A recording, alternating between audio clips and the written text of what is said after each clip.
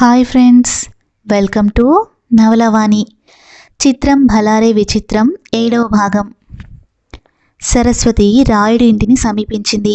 వీధి తలుపులు దగ్గరగా వేసి ఉన్నాయి. మెల్లగా తలుపు తట్టింది సరస్వతి. కొన్ని క్షణాల తర్వాత తలుపులు తెరుచుకున్నాయి. ఎవరు? తలుపులు తెరిచిన రాయుడి భార్య మహాలక్ష్మమ్మ సరస్వతిని చూస్తూ ప్రశ్నించింది. రాయుడి గారి కోసం వచ్చానండి. ఆయన ఉన్నారా అండి? అనవసరంగా బయట కొంగు నిండుగా కప్పుకుంటూ అడిగింది సరస్వతి. ఆయన ఇంట్లో లేరే అంది మహాలక్ష్మమ్మ. అయ్యో, ఇప్పుడెలా? చాలా అర్జెంటు పని మీద ఆయన కోసం వచ్చానే బాధపడుతూ అంది సరస్వతి. పోనీ లోపలికొచ్చి కూర్చోండి. ఆయన పొలం వెళ్ళినట్టున్నారు. ఒక్క అరగంటలో వచ్చేస్తారు. సరస్వతి ఓ క్షణం ఆలోచించి సరే అలాగే అంది. ఉండండి, కాలు కడుక్కోవడానికి నీళ్ళిస్తా. మహాలక్ష్మమ్మ సరస్వతికి కాళ్ళు కడుక్కోవడానికి వెండి చెంబుతో నీళ్లు తెచ్చి ఇచ్చింది. సరస్వతి కాళ్ళు కడుక్కున్నాక ఇద్దరు లోపలికి వెళ్ళి కూర్చున్నారు. ఏం తీసుకుంటావక్క? కాఫీయా, టీయా, మజ్జిగ అడిగింది మహాలక్ష్మమ్మ. అమ్మా, గట్టిగా అరిచింది సరస్వతి. మహాలక్ష్మమ్మ కంగారు పడిపోయింది. పోనీ అవేమి మీకు ఇష్టం లేకపోతే పాలలో బోర్నవిటా కల్పిస్తాలేక్క భయంగా చూస్తూ అంది మహాలక్ష్మమ్మ. సరస్వతి మొహం దీపావళి మతాబులా వెలిగిపోతోంది. ఏదమ్మా, మళ్ళీ అను, మరొక్కసారి అను ఉద్వేగంతో అంది సరస్వతి. బోర్నవిటా కల్పిస్తా ఆమె వంక ఆందోళనగా చూస్తూ అంది మహాలక్ష్మమ్మ. సరస్వతి పకపక నవ్వింది. అది కాదమ్మా, అక్క అనో నక్క అనో అన్నావే, దాని గురించి నేను అడుగుతుంది. ఏదమ్మా, మళ్ళీ అను మహాలక్ష్మమ్మ మొహంలో మొహం పెట్టి అంది. అక్క పాలిపోయిన మొహంతో అంది మహాలక్ష్మమ్మ. ఏది? మళ్ళీ అను, మళ్ళీ అనాలి. అనమ్మా, ఇంకోసారి అను, అక్క అని అను. మహాలక్ష్మమ్మ భుజాలు పట్టి ఒకటే ఇదిగా ఊపేస్తూ అంది సరస్వతి. ఆ దెబ్బకి మహాలక్ష్మమ్మ ఠారెత్తిపోయింది. ప్లీజ్ వదలండి, మీరిటా కుదిపేస్తూ ఉంటే నా కీళ్ళన్నీ లూజ్ అయిపోతున్నాయి. మీరు వదలకపోతే నేను అరుస్తాను అంతే భయపడుతూ కీచున అరుస్తూ అంది మహాలక్ష్మమ్మ. సరస్వతి మహాలక్ష్మమ్మ భుజాలు వదిలిపెట్టి మహాలక్ష్మమ్మ వంక అయోమయంగా చూసింది. నేను అక్క అని పిలవడం మీకు ఇష్టం లేకపోతే ఆ విషయం మామూలుగా చెప్పొచ్చుగా, నా కీళ్ళన్నీ ఊడగొట్టాలా జబ్బలు పిసుక్కుంటూ అంది మహాలక్ష్మమ్మ. సరస్వతి దెబ్బ తిన్నట్టు చూసింది. ఎంత మాట అన్నావమ్మా? నువ్వు అక్క అని పిలిస్తే నాకు ఇష్టం ఉండదా? నువ్వు అక్క అని పిలుస్తూ ఉంటే తట్టుకోలేని ఆనందంతో అట్లా చేశానమ్మా, అట్లా చేశాను అంతే. చిన్నప్పటి నుండి నాకు ఎవరు చెల్లెలు లేరమ్మా. అందుకే నువ్వు నీ మధురమైన గొంతుతో అక్క అని పిలవగానే గుండెల్లో గంతులేసే ఆనందాన్ని తట్టుకోలేక దుఃఖంతో గొంతు పూడుకుపోయి మాట రాక ఆగిపోయింది సరస్వతి. ఆమె కళ్ళ నుండి అరడజను కన్నీటి చుక్కలు బొటబొట రాలాయి. అక్క ఆమె మాటలకు కరిగిపోతూ ఆర్ద్రంగా పలికింది మహాలక్ష్మమ్మ. చెల్లి మహాలక్ష్మమ్మని లటుక్కున కౌగిలించుకుంది సరస్వతి. అక్క సరస్వతి కౌగిలిలో కరిగిపోతూ మూలిగింది మహాలక్ష్మమ్మ. నాకు కూడా ఇప్పటిదాకా అక్క అని పిలుచుకోవడానికి ఎవరూ లేరక్క. ఎందుకో నిన్ను చూడగానే ఆ దేవుడే నిన్ను నా దగ్గరికి పంపించాడేమో అనిపించింది. చెల్లి ఆనందంతో కౌగిలి బిగించుకుంది సరస్వతి. ఆ దెబ్బకి ఊపిరాడక గిలిగిల్లాడి అంది మహాలక్ష్మమ్మ. ఇంక చాలే అక్క, నన్ను వదిలిపెట్టు. మనల్ని ఇట్లా ఎవరైనా చూస్తే బాగుండదు అంటూ సనిగింది. సరస్వతి మహాలక్ష్మమ్మను వదిలిపెట్టింది. నువ్వు ఆ రాయుడి గారికి ఏమవుతావమ్మా అని అడిగింది. ఆయన మావారే అక్క సిగ్గుపడుతూ చెప్పింది మహాలక్ష్మమ్మ. నేను అనుకుంటూనే ఉన్నా చెల్లి, నువ్వు ఆయన భార్యవేనని. ఆహా, నీ మొహంలో మహాలక్ష్మి కళ తాండవిస్తోంది చెల్లి. నా పేరే అదక్క, మహాలక్ష్మి. ఇంతకీ ఆయనతో పనేమిటక్క? చిటికలో చేయించి పెడతా, చెప్పక్క. మా తల్లే మహాలక్ష్మమ్మ బుగ్గలు చినిమి తను వచ్చిన పని చెప్పింది సరస్వతి. హోస్, ఇంతేనా? మీ అబ్బాయికి ఏం భయం లేదక్క. నీ కొడుకు నాకు మాత్రం కొడుకు కాడా? ఉరిశిక్ష పన్నా సరే ఆయన తప్పించేస్తారులే అక్క. ఉండు, నీకు క్షణంలో కాఫీ కాచి తెస్తా అంటూ లోపలికి వెళ్ళింది మహాలక్ష్మమ్మ. సరిగ్గా అదే సమయంలో ఏమో అని పిలుస్తూ గదిలోకి రాయుడు ప్రవేశించాడు. సరస్వతి చటుక్కున లేచి నిలబడింది. నమస్కారం అండి. రాయుడికి నమస్కారం చేస్తూ ఆయన వంక చూసిన సరస్వతి అదిరిపడింది. రాయుడు కూడా సరస్వతిని చూసి కంగు తిన్నాడు. కానీ అంతలోనే తమాయించుకొని ఓ వంకర నవ్వు నవ్వి, ఓ నువ్వా, ఏం ముదురుపిట్ట ఇలా వచ్చింది అన్నాడు. ఛీ నీచుడా, దుర్మార్గుడా, నిన్ను ఏం చేసినా పాపం లేదురా ఆవేశంతో ఊగిపోతూ అరిచింది సరస్వతి. ఆ సమయంలో మహాలక్ష్మమ్మ చేతిలో కాఫీ కప్పుతో గదిలోకి వచ్చింది. అక్కయ్య, ఏంటి ఆవేశం? ఆయన ఎవరనుకున్నావు? కప్పును టీపాయ్ మీద పెడుతూ అడిగింది మహాలక్ష్మమ్మ. వీడెవరో నీకు తెలియకపోయినా నాకు తెలుసు చెల్లి. వీడు నీచుడు, దుర్మార్గుడు మళ్ళీ ఆవేశంతో అరిచింది సరస్వతి. నువ్వు ఎవరనుకుంటున్నావో? ఆయన దేవుడు అంది మహాలక్ష్మమ్మ. కాదు కాదు కాదు గట్టిగా అరిచింది సరస్వతి. వీడు దేవుడు కాదు, రాక్షసుడు, ఆడపిల్లల శీలాన్ని దోచుకునే పరమ కిరాతకుడు. ఇలాంటివాడు పురుగులు పడి చస్తాడు. చల్మని సరస్వతి చెంపని పేలగొట్టింది మహాలక్ష్మమ్మ.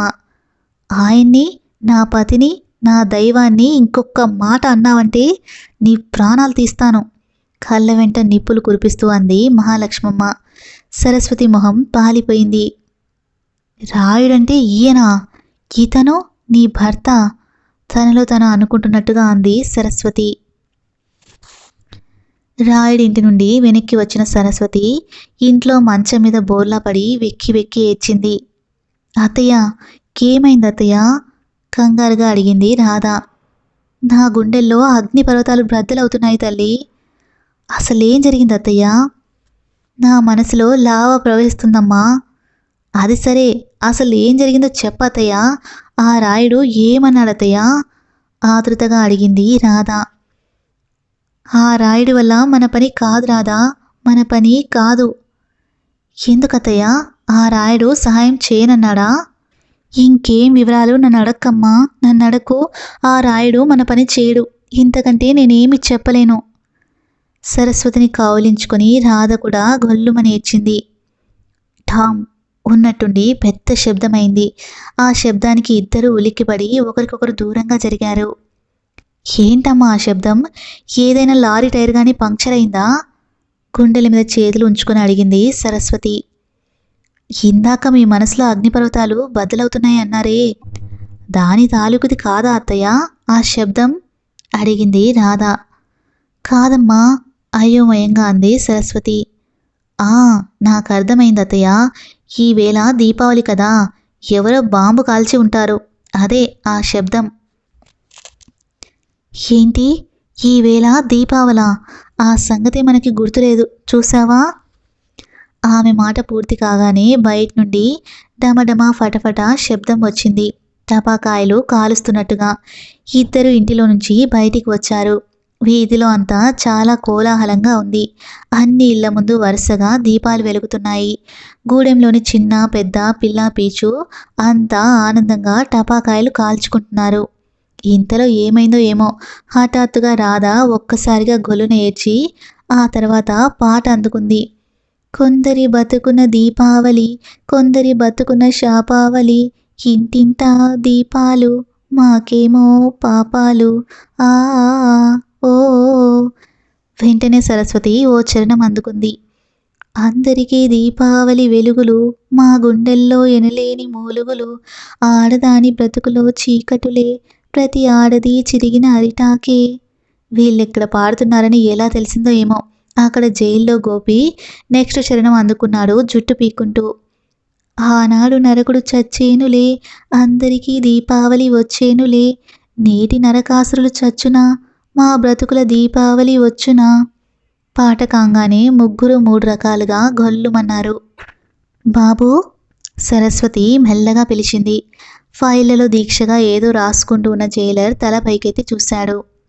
ఏంటమ్మా చూడ్డానికి దేవతలా ఉన్నావు? నువ్వు ఈ జైలు ఛాయలకు ఎందుకు వచ్చావమ్మా? ఆప్యాయంగా అడిగాడు జైలర్. అదంతా నా కర్మ బాబు, నా కర్మ, నుదుటి మీద కొట్టుకుంటూ అంది సరస్వతి. అంతేనమ్మా, ఈ జీవితమే ఒక వింత నాటక రంగం. మనమంతా పాత్రధారులం. విధి ఏమో డైరెక్టర్ అమ్మా. విధి ఆడించినట్టల్లా మనం ఆడతాం. దేవతలాంటి నిన్ను ఇక్కడికి వెళ్ళమని విధి శాసించిందమ్మా అన్నాడు జైలరు కిటికీలోంచి శూన్యంలోకి చూస్తూ. వద్దు బాబు వద్దు, ఇంకాపు, నేను భరించలేకపోతున్నా కసిగా కొప్పు మీద గుద్దుకుంటూ అంది సరస్వతి. బిక్క చచ్చిన జైలర్, అలాగేనమ్మా అలాగే, ఇంక కొప్పు మీద గుద్దుకోవడం ఆపమ్మా, ఇప్పటికే చిన్నగా ఉండే నీ కొప్పు పూరిలా అయిపోయింది అన్నాడు. సరస్వతి కొప్పు మీద గుద్దుకోవడం ఆపి చీర చెంగుతో కళ్ళొత్తుకుంది. ఇంతకీ నువ్వు ఇక్కడికి ఎందుకు వచ్చావమ్మా ఆప్యాయంగా చూస్తూ అడిగాడు జైలర్. ఇక్కడ మా అబ్బాయి గోపి ఉన్నాడు బాబు, వాణ్ణి చూసిపోదామని వచ్చాను. ఆ గోపియా? గోపి నీ కొడుకా అమ్మా? ఆహా, అటువంటి కొడుకును కన్నా నీ జన్మ ధన్యమైపోయిందమ్మా రెండు ఆనంద బాష్పాలు రాలుస్తూ అన్నాడు జైలరు. అసలే బాధలతో నలిగిపోతూ ఉన్న మాతో పరాచకాలేంటి బాబు బాధపడుతూ అంది సరస్వతి. నేనేం వేలాకోలం ఆడట్లేదమ్మా, నిజంగానే అంటున్నా. గోపిని చూడగానే అనుకున్నానమ్మా, అతను నిర్దోషని. ఈ న్యాయస్థానానికి చెవులే గాని కళ్ళు లేవమ్మా, లేకపోతే గోపి లాంటి వ్యక్తికి శిక్ష పడడమేమిటి? ఈ జైలుకంతటికి గోపియే దేవుడమ్మా ఉద్వేగంతో అన్నాడు జైలర్. బాబు 1.5 ఆనంద బాష్పాలు రాలుస్తూ సంతోషంగా అంది సరస్వతి. గోపి ఇక్కడికి వచ్చి వారమైనా అయిందో లేదో, ఇక్కడున్న ఖైదీలలో సగం మందిని మంచివాళ్ళుగా మార్చేశాడమ్మా బాబు. ఈసారి 2.5 ఆనంద బాష్పాలు రాల్చింది సరస్వతి. ఈ విధి చాలా విచిత్రమైనదమ్మా, నువ్వేమో ఓ దేవతవి. ఎందుకు బాబు అడిగింది సరస్వతి. జైలర్ ఓ క్షణం ఆలోచించి ఏమీ తట్టక చిరాకు పడిపోయాడు. ఎందుకో ఒకందుకులేమ్మా, నువ్వు దేవతవి అంతే. ఏం చెప్తున్నాను? ఈ విధి చాలా విచిత్రమైనదమ్మా, నువ్వేమో ఓ దేవతవి, నీకు పుట్టిన బిడ్డేమో ఓ దేవుడు, కానీ అతని మీద ఓ ఘోరమైన హత్యానేరం మోపబడింది. కాబట్టి నేను చెప్పేదేంటంటే, ఈ విధి ఆడే వింత చదరంగపు టెత్తులలో పావులుగా విధి వంచితులు, అభాగ్యులు. జైలర్ ఇంకా ఏదో చెప్పబోతూ ఉండగా సరస్వతి గట్టిగా అరిచింది. ఇంకాపు. జైలర్ నోరు మూసుకొని సరస్వతి వంక తెల్లబోయి చూశాడు.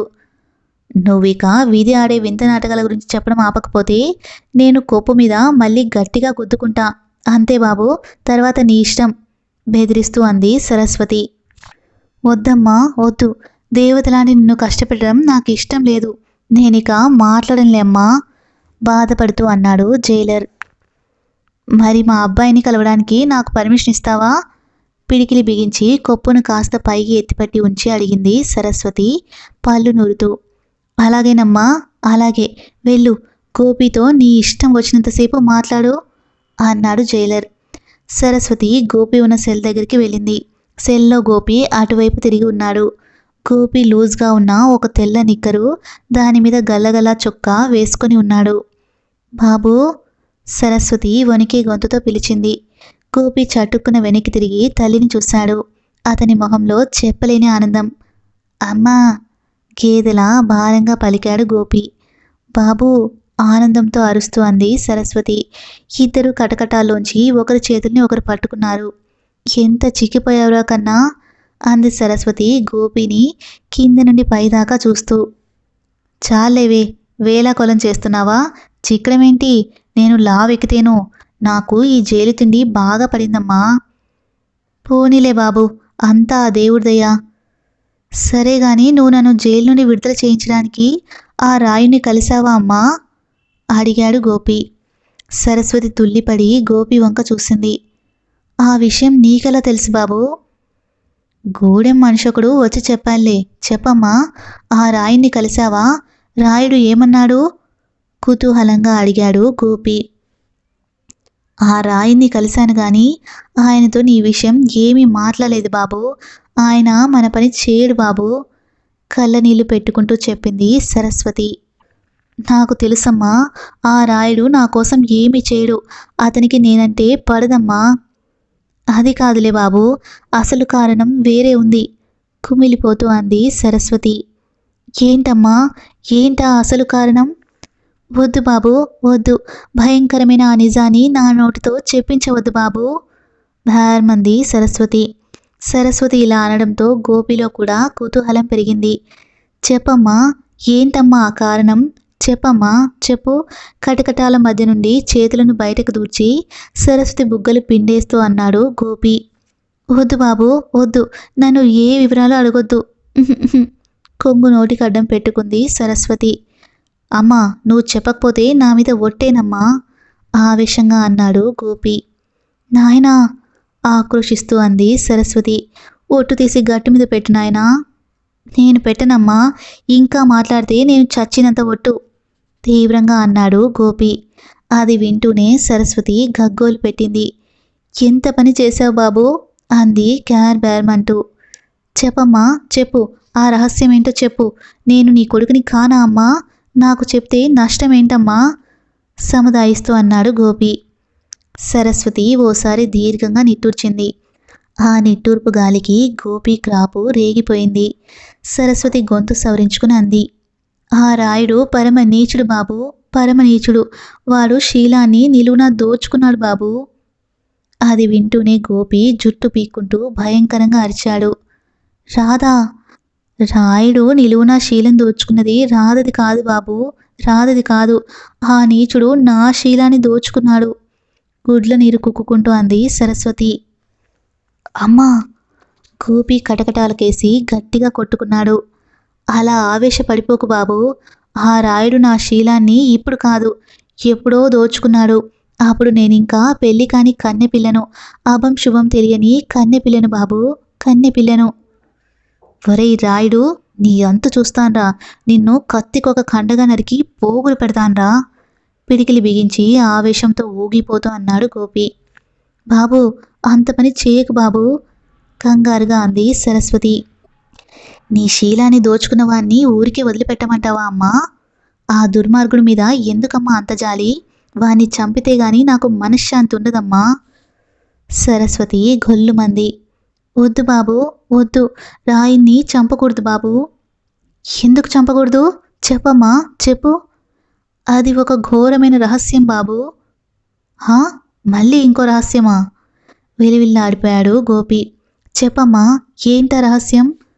అది మాత్రం నన్ను అడక్కు బాబు, గొల్లుమంది సరస్వతి.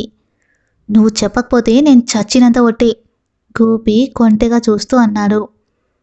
ఎంత పని చేశావు బాబు, నెత్తి పట్టుకుంటూ అంది సరస్వతి. చెప్పమ్మా, ఏంటా రహస్యం? సరస్వతి కళ్ళు తుడుచుకొని ఓసారి ఊపిరితిత్తుల నిండా గాలి పీల్చుకొని తర్వాత ఇలా అంది. ఆ రాయిని నువ్వు గనక చంపితే కన్న తండ్రిని చంపిన దోషం నీకు చుట్టుకుంటుందేమోనని నా భయం బాబు. అమ్మా, ఏంటమ్మా నువ్వు అంటున్నది? ఆశ్చర్యంగా అన్నాడు గోపి. అవును బాబు, అప్పుడు నాకు 18 ఏళ్ళు. నాకు మీ నాన్నగారితో పెళ్లి నిశ్చయమైంది. పెళ్లికి ఒకరోజు ముందు నేను అడవి లాంటి ప్రదేశంలో మారుమూలగా ఉన్న కనకదుర్గ గుడిలో అర్చన చేయించడానికి ఒంటరిగా వెళ్ళాను. అర్చన చేయించి తిరిగి ఇంటికి వెళ్తూ ఉంటే రాయుడు మార్గ మధ్యంలో నన్ను అటకాయించి పొదల మాటుకు లాక్కెళ్ళి నోటికి కొంగును అడ్డు పెట్టుకుని కుమిలిపోయింది సరస్వతి. అయ్యో, జుట్టు పీక్కున్నాడు గోపి. అసలు నువ్వు ఆ అడవి మార్గంలోకి ఒంటరిగా గుడికి ఎందుకు వెళ్ళావమ్మా? నీ భక్తి మంటెట్టా? అంతా నా కర్మ బాబు, నా కర్మ. అలా జరగాలని ఉంది, జరిగిపోయింది. ఆ మర్నాడే నాకు మీ నాన్నగారితో పెళ్లి జరిగిపోయింది. 9 నెలలు నిండిన తర్వాత నువ్వు పుట్టావు బాబు. కాబట్టి నువ్వు రాయుడు కొడుకువో ఆయన కొడుకువో నాకే తెలియదు బాబు. ఇదే బాబు ఇంతకాలం నా గుండెల్లో దాచుకున్న భయంకరమైన రహస్యం. ఊపిరి తీసుకుంది సరస్వతి. అది వినగానే గోపి పకపక నవ్వాడు. అతను అలా నవ్వుతూ ఉంటే కొంపదీసి మతిగాని చెలించిందేమోనని సరస్వతి భయపడింది. అయ్యో అమ్మ, అనవసరంగా ఎంత బాధపడుతున్నావే? ఆ రాయుడు నాకు తండ్రి కానే కాదు. నేను ఆ రాయుడికి పుట్టలేదు, అన్నాడు నవ్వు ఆపుకుంటూ. నిజమా బాబు? తల్లినైనా నాకే తెలియని ఈ విషయం నీకెలా తెలిసింది? ఆశ్చర్యంగా ప్రశ్నించింది సరస్వతి. Very simple. నిజంగా నేను అతనికే పుట్టి ఉంటే నేను మొదటిసారి అతన్ని కలిసినప్పుడు నా గుండెల్లో వీణలు సితార్లు మోగాలి కదా. కానీ అవేమీ మోగలేదు. కాబట్టి వాడు నాకు తండ్రి కాదు. అవును బాబు, ఎంత చల్లటి వార్త చెప్పావురా. నేనింకా ఆ దుర్మార్గుడు ఎక్కడ నీకు తండ్రి అవుతాడో అని భయపడి చచ్చా. కిలకిలా నవ్వుతూ అంది సరస్వతి. గోపి కూడా పకపక నవ్వుదామని అనుకున్నాడు, కానీ అంతలో తన కర్తవ్యం గుర్తుకు వచ్చింది. ఒరేయ్ రాయుడు, నా తల్లి శీలాన్ని కొల్లగొట్టిన నిన్ను కుల్లబడుస్తాన్రా, నీ అంతు చూస్తాన్రా, పిడికిళ్ళు బిగించి గట్టిగా అరిచాడు గోపి. రాయుడు సంతానం పొలం గట్లమ్మట మెల్లగా నడుస్తూ ఉన్నారు. అబ్బా, నాకెంతో సంతోషంగా ఉంది సంతానం అన్నాడు రాయుడు. ఆ మాట అంటున్నప్పుడు అతని మొహం వెలిగిపోయింది. ఎందుకండి, ఏంటి విశేషం? ఈవేళ మీకు నడ్డి నొప్పి లేదా? అయితే చిత్రాంగి ఇంట్లో భజన కార్యక్రమం పెట్టిస్తారన్నమాటే అన్నాడు సంతానం సంబరంగా. నోర్మి, నీ తెలివితేటలతో నా దుంప తెంచుతున్నావు. అయినా నాకు భజన కార్యక్రమం అయితే నీకెందుకు అంత సంబరం? కొరకొర చూస్తూ అడిగాడు రాయుడు. మీకు ఆనందమైతే నాకు మాత్రం ఆనందం కాదా బాబు, మీరు మరీను అన్నాడు సంతానం నసుగుతూ. చాలే, నా ఆనందానికి కారణం వేరే ఉంది. తెలిసింది, చిత్రాంగి నిలతప్పి ఉంటుంది. అంతేకాదు బాబు. కాదు, సంతానం భార్య ముండమోసింది. రాయుడు పళ్ళు కొరికాడు. సంతానం బిక్కమొహం వేశాడు. చిత్రాంగి నెల తప్పితే నా పీకకు చుట్టుకుంటుంది. ఇప్పటికే దానివల్ల నాకు ఊపిరాడడం లేదు అన్నాడు రాయుడు. మరి ఎందుకు బాబుగారు మీకు ఆనందంగా ఉంది? భయపడుతూ అడిగాడు సంతానం. ఎందుకేంటి, ఆ గోపిగారు జైల్లో పడ్డాడు. మనకిప్పుడు ఈ ఊళ్ళో ఎదురే లేదు. అవును బాబుగారు, మళ్ళీ పూర్వపు వైభవం వచ్చేసింది.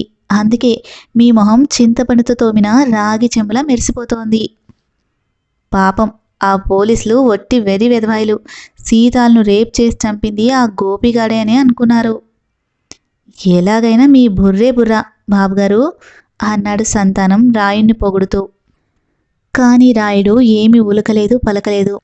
అంతేకాదు, నడుస్తూ ఉన్నవాడు కాస్త టకీమని ఆగిపోయాడు. సంతానం కూడా ఆగి రాయుడు వంక చూశాడు. రాయుడు నోరు మొత్తం పూర్తిగా తెరిచి కొయ్యలా నిలబడిపోయాడు. ఏంటి బాబుగారు, నోరు మొత్తం అలా తెరుచుకొని నిల్చున్నారు? కొంపదీసి కృష్ణుల్లా విశ్వాన్ని మొత్తం నాకు మీ నోట్లో చూపించాలని ప్రయత్నిస్తున్నారా?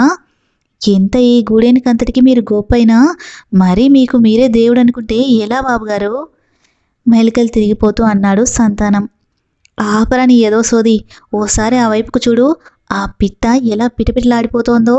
దాని వంపు సొంపులు చూస్తే నువ్వు నాకంటే పెద్దగా నోరు చాపుతావు అన్నాడు రాయుడు. సంతానం రాయుడు చూపించిన దిక్కుకు చూశాడు. అబ్బా, ఓసారి దానితో చెమ్మ చెక్కలాడితే ఈ జీవితం ధన్యమైపోతుందిరా సంతానం.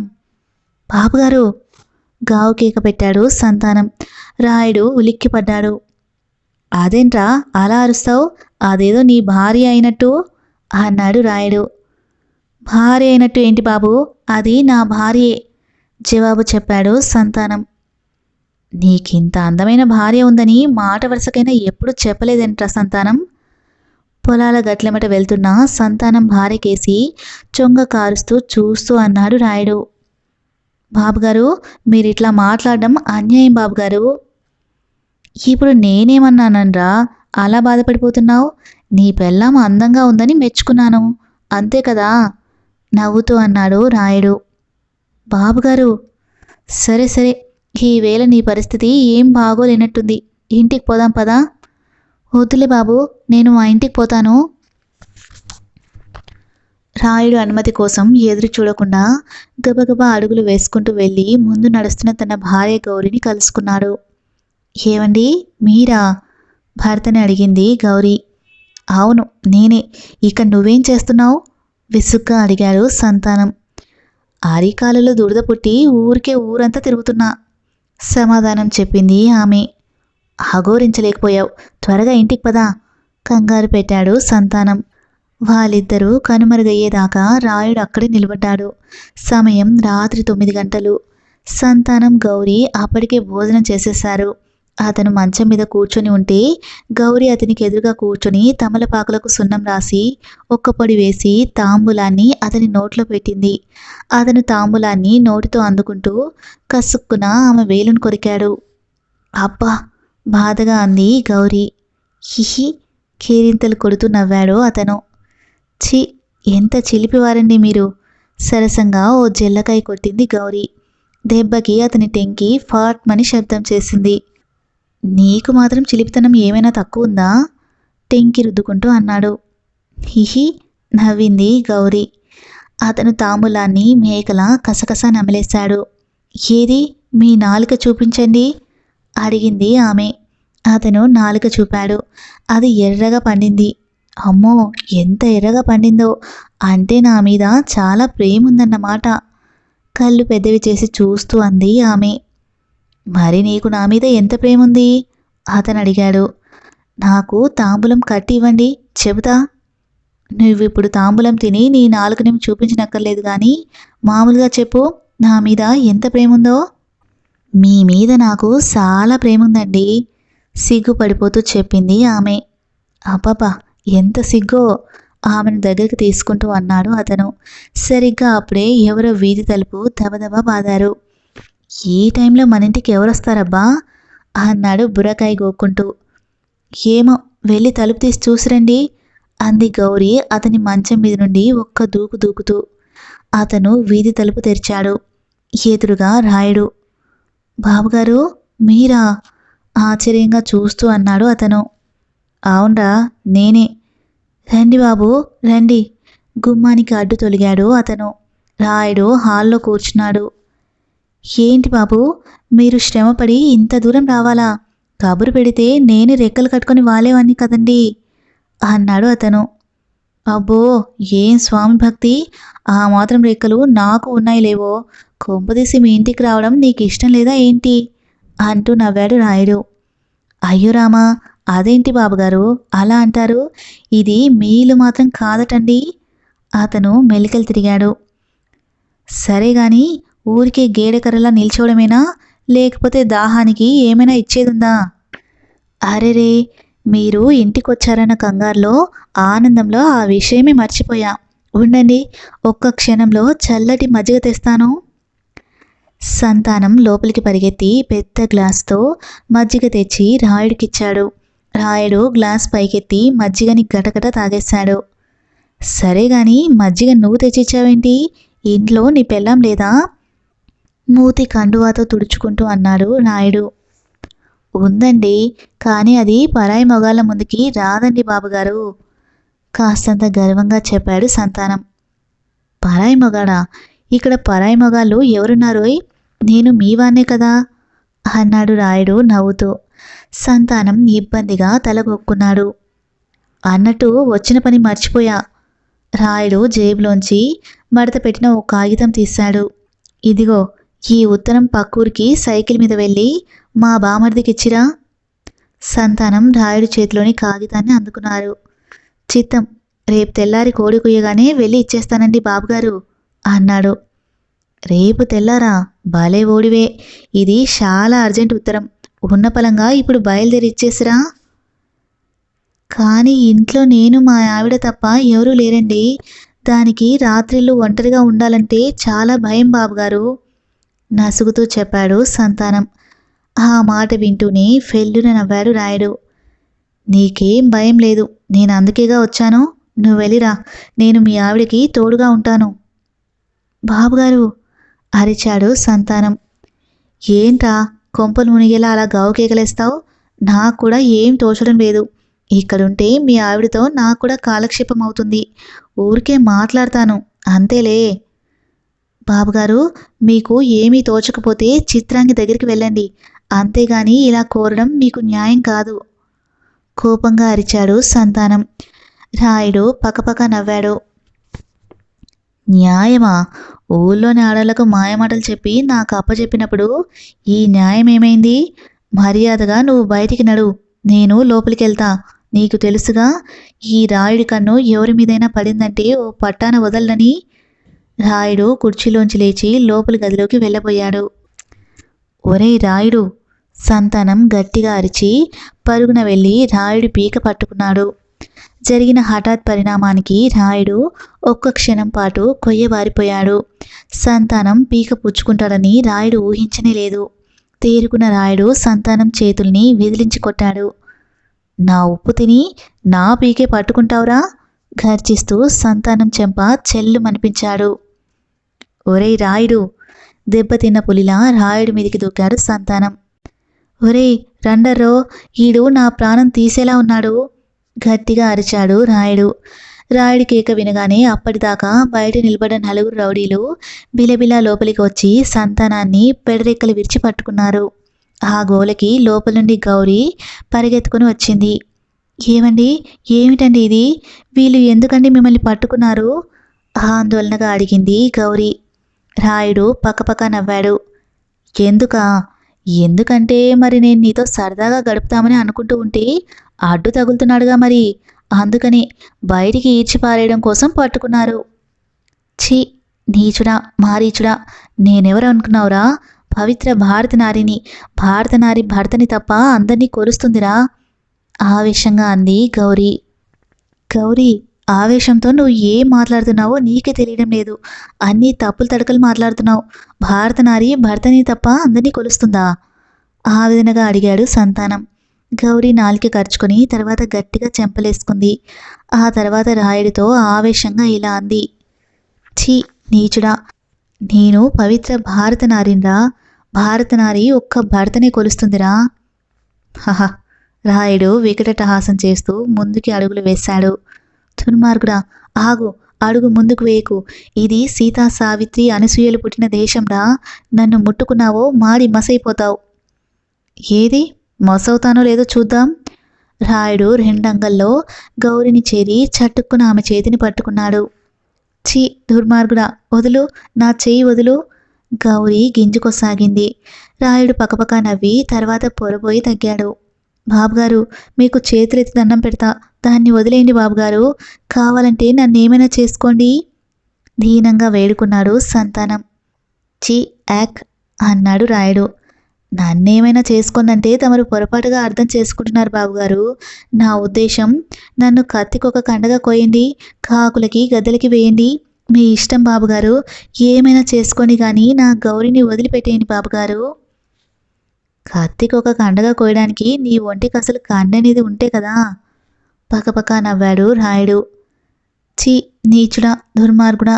రాయుడి చేతిలోంచి తన చేతిని విడిపించుకోవడానికి గౌరీ ఇంకా గింజుకుంటూనే ఉంది. బాబుగారు, ఇది రాముడు పుట్టిన దేశం బాబు. రాముడిదేమో మరేమో ఒకటే మాట, ఒకటే బాణం, ఒకటే పెళ్ళాం బాబు. సంతానం గోలగోలగా అన్నాడు. నాకు మాత్రం ఎందరు పిల్లలున్నారా? నాకు ఒకరేగా పెళ్ళాం అంటూ విరగబడి నవ్వాడు రాయుడు. రాయుడు రౌడీలు సంతానం గొంతు మీద కత్తి ఆనించారు.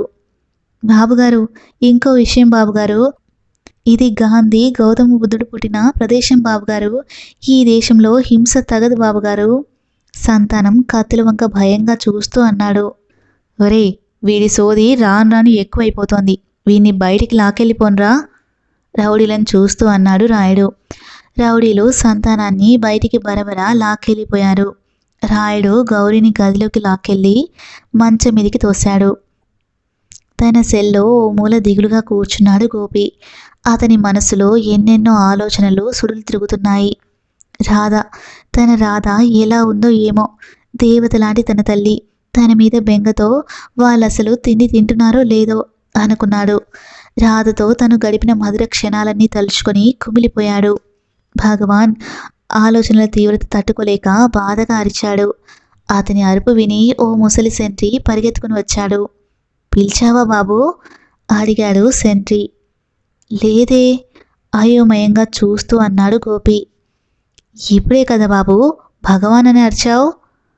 అవును, అయితే నా పేరు భగవాన్ బాబు చెప్పాడు సెంట్రీ. అతని వయసు 60 పైనే ఉంటుంది, కానీ ఎందుకనో ఇంకా రిటైర్ అవ్వలేదు పాపం. గోపి విరక్తిగా ఓ నవ్వు నవ్వాడు. చూసావా తాత, వీధి ఎంత విచిత్రమైనదో. నేనేమో దేవుని తలుచుకుంటే నిన్ను పిలిచానేమో అనుకుని నువ్వు పరిగెత్తుకుని వచ్చావు. అదే నేను నిన్నే పిలిచి ఉంటే దేవుని తలుచుకున్నానని అనుకుని ఉండేవాడివేమో. వీధి అంతే బాబు, చాలా మాయదారిది. మనం ఒకటి తెలిస్తే మరొకటి జరిగేలా చేస్తుంది అన్నాడు సెంట్రీ. అందుకనే కదా తాత, నా భార్యతో సుఖంగా కాపురం చేసుకోవాల్సిన నేను చేయని హత్యా నేరానికి ఇలా జైల్లో మగ్గుతున్నాను. కళ్ళు తుడుచుకున్నాడు గోపి. ఈ చట్టం కూడా చాలా చిలిపిదిలే బాబు. సరే గాని ఇలా ఎంతసేపు దిగులుగా కూర్చుంటావు? కాస్త ఎంగిలిపడు బాబు, ప్రేమగా అన్నాడు తాత. వద్దులే తాత, నాకు ఆకలిగా లేదు. బాధలన్నీ మర్చిపోతే ఆకలి అదే అవుద్ది బాబు. ఎలా మర్చిపోగలను తాత, ఎలా మర్చిపోగలను? జుట్టుని రెండు చేతులతో పాయలు పాయలుగా పీక్కుంటూ అన్నాడు గోపి. మర్చిపోవాలి బాబు, మర్చిపోవాలి. తాత, రంకె వేశాడు గోపి. ఆ అరుపుకి సెంట్రీ ఉలిక్కిపడ్డాడు. ఓసారి తన చొక్కా ముందుకు లాక్కొని తూతూ అని ఊసుకున్నాడు. నా రాధని మర్చిపోమని అంటున్నావా తాత? దైవం లాంటి నా తల్లిని మర్చిపోమని అంటున్నావా తాత? ఆవేశంగా అన్నాడు గోపి. వాళ్ళని మర్చిపోమని నేనెక్కడ అన్నాను బాబు? బాధల్ని మర్చిపోమని అన్నాను కానీ. బెరుకు బెరుకుగా అన్నాడు ముసలి సెంట్రీ. నా సంతోషమైన బాధైనా వాళ్ళతోనే లింక్ అయి ఉంటుంది కదా తాత. పోనీలే బాబు, తెలివి తక్కువతనంగా ఏదో అన్నాను, ఇక నన్ను వదిలేయి. పోనీ నీ ఇష్ట ప్రకారమే బాధపడుతూనే కాస్త ఎంగిలిపడు బాబు. వద్దు తాత, కాసేపు అయ్యాక తింటా. నాకొక సహాయం చేస్తావా తాత? ఏంటి బాబు, కన్న కొడుకు సహాయం చేయమంటే చేయకుండా ఏ తండ్రైనా ఉంటాడా బాబు? ఓ బొగ్గు ముక్క ఇస్తావా తాత? అడిగాడు గోపి. ఏం బాబు, పొద్దున పళ్ళు తోముకోలేదా? అందుకు కాదులే తాత, నేను బొమ్మలేసుకుంటా చెప్పాడు గోపి. బాబు, బాధగా అన్నాడు తాత. వద్దు బాబు, వద్దు. ఇప్పటికే జైలు గది గోడల నిండా బొమ్మలేసి ఏసీ గదంతా ఖరాబు చేశావు. తాత, బాధగా మూలిగాడు గోపి. ఇంతకీ గోడల నిండా నువ్వు గీస్తున్న ఆ అమ్మాయి బొమ్మ ఎవరిది బాబు? నీ ప్రేయసిదా బాబు? కుతూహలంగా అడిగాడు సెంట్రీ. ప్రేయసి గీయసి అనకు తాత, నా భార్య నా టెంకి వాయగొడుతుంది. అది నా భార్య బొమ్మ తాత, నా రాధ బొమ్మ. జైలు గది గోడల మీద బొగ్గుతో తను గీచిన రాధ బొమ్మల వంక ఆరాధనగా చూస్తూ అన్నాడు గోపి. ఆహా, ఎంత కలగా ఉంది బాబు నీ భార్య! తన్మయత్వంతో రాధ బొమ్మల వంక చూస్తూ అన్నాడు సెంట్రీ. నేను బొగ్గుతో కాకుండా చాక్ పీస్తో గీసి ఉంటే ఇంకా కలగా ఉండి ఉండేది తాత, బాధగా అన్నాడు గోపి. పోన్లే బాబు, రేపు నీకు చాక్ పీస్ తెచ్చిస్తాలే. కానీ నాదో చిన్న కోరిక బాబు. ఏంటి తాత? రేపు నువ్వు మీ అమ్మగారి బొమ్మని వేయాలి బాబు. ఆవిడ ఎలా ఉంటారో చూడాలని ఉంది. ఓ అలాగే, తప్పకుండా. నీకు బొగ్గుముక్క తెచ్చిస్తా గాని ముందు భోజనం చేయి బాబు. చిప్పలో అన్నం వేసుకొని తీసుకురానా బాబు? ప్రేమగా అడిగాడు తాత. ఎందుకు తాత నీకు నా మీద అంత ఆప్యాయత? అడిగాడు గోపి. అదో విషాద కథలే బాబు. నా భార్య ఒక మగబిడ్డని ప్రసవించి పురిట్లోనే పోయింది బాబు. వాని నేను అల్లారు ముద్దుగా పెంచుకున్నా బాబు. కానీ వాడికి 10 ఏళ్ల వయసు వచ్చాక తిరునాళ్ళలో తప్పిపోయాడు బాబు. వాడే ఉండి ఉంటే ఇప్పుడు నీ అంత ఉంటాడు బాబు.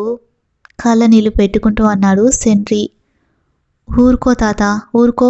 మీ వాడు ఎక్కడో ఓ చోట క్షేమంగానే ఉండి ఉంటాడు సముదాయించాడు గోపి. అంతలో అక్కడికి సంతానం గోలగోలగా అరుస్తూ పరిగెత్తుకుని వచ్చాడు. బాబు, గోపి బాబు, అన్యాయం జరిగిపోయింది బాబు. సంతానం జైలు గది ఇనుప కడ్డీలకు తల బాదుకున్నాడు. ఏమైంది సంతానం, ఏమైంది? ఆందోళనగా అడిగాడు. ఆ రాయుడు రేప్ చేసేశాడు బాబు, రేప్ చేసేశాడు గొల్లుమన్నాడు సంతానం. రాధా, జుట్టు పీక్కుంటూ భయం భయంగా అరిచాడు గోపి. రాయుడు రేప్ చేసింది నీ భార్యను కాదు గోపి బాబు, నా భార్యని భారమన్నాడు సంతానం. ఆ అవమానం భరించలేక అది ఆత్మహత్య చేసుకుంది బాబు. ఆశ్చర్యంగా నోరు తెరిచాడు గోపి.